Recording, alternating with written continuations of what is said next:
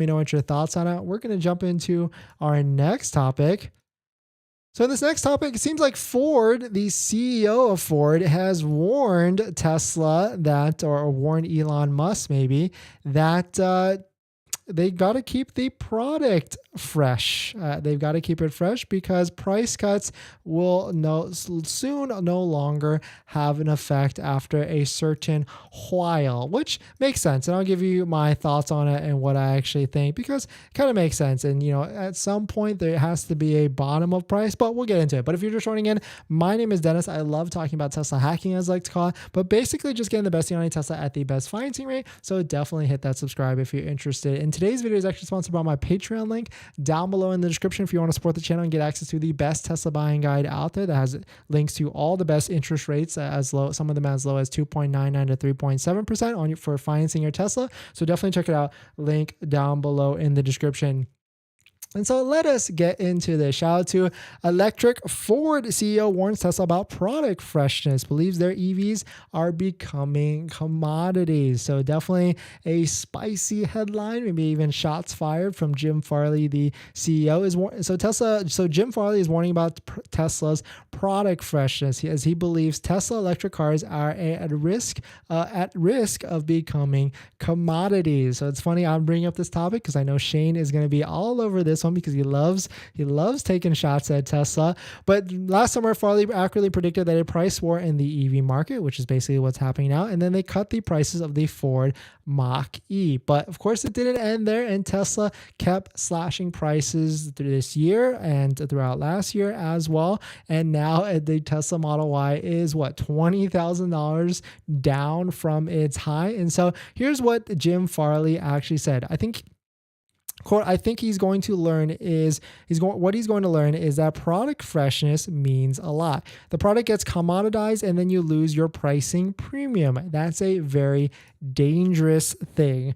And so, he completely has a point, and that's why there is a Model 3 refresh that could be on the next horizon, and same with Model Y. Project Juniper is the name of the Model Y refresh, and Project Highline is the name of the Model 3 refresh. But the one thing that's a little bit different that I would give credit to Tesla, because at the end of the day, I feel like I'm pretty basic. I love driving Teslas. I've owned 4 of them, but I'm also pretty harsh with Tesla. I tell everyone all Teslas have build quality issues, all Teslas have paint quality issues, and so I try and make sure it's a very balanced expectation when you're buying a Tesla. But the one thing I will give to Tesla is that they keep it fresh in a sense with their technology. They're always enhancing the UI. They're always enhancing things that the vehicle can do with every single sort of updates. And really not a lot of other manufacturers out there do that. They try and do it with hardware, LED lights, special other stuff with things like that, like lights inside the vehicle and car and styling.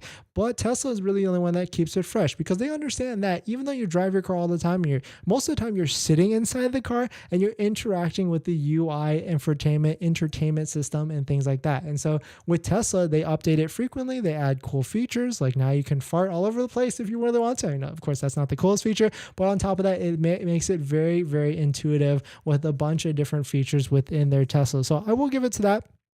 To Tesla. Tesla is always adding, enhancing what the vehicle can do on the interior side. And so that's where they kind of pull ahead with keeping the product fresh. But certainly understand, the Model 3 is almost 5-6 years old now. Model Y getting there as well. Model S and X are very, very old, and essentially they look exactly the same with slight updates here and there versus the old one. But the biggest thing, of course, is updating the UI and the screen, because at the end of the day, that's where most of us, when we're driving our vehicles, that's what we're interacting the most with in terms of messing around with settings and entertainment, radio, Spotify, and things like that. So that's really makes sense at the end of the day. But let me know what your thoughts. Let me know what you think. Do you think Tesla is going to run into a product freshness problem? But one thing is for sure, there is going to be a lot of Teslas on the road very, very soon, because a lot of people are taking advantage of this Tesla Model Y pricing, because $3,000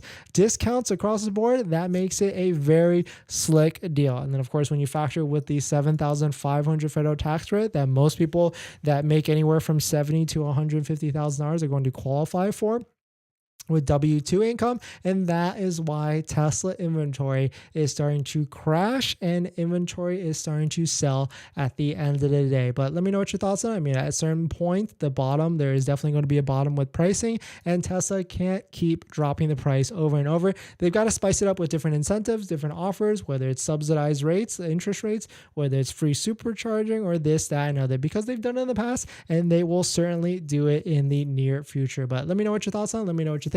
We're going to jump into the next topic, but before we do that, this video is actually sponsored by my Patreon link. Down below in the description, there's a Patreon link where you can support the channel, and there's a variety of benefits, but some of them include actually scheduling a call with me, where you can ask me any questions about buying a Tesla, selling a Tesla, or even financing a Tesla. And after you join the Patreon, you get a link to my buying guide, which has links to all the resources I use to get the best possible deal at the best possible price and financing. So definitely check it out, because some of those banks' interest rates are as low as 2.99 to 3.7%. So definitely check it out. Link down below in the description. And as an added benefit, I do respond to all DMs or direct messages in the Patreon app. So if you want to ask me a question at a certain level of the Patreon membership, you can definitely do that. And I'm pretty rapid on that as well. So definitely check it out.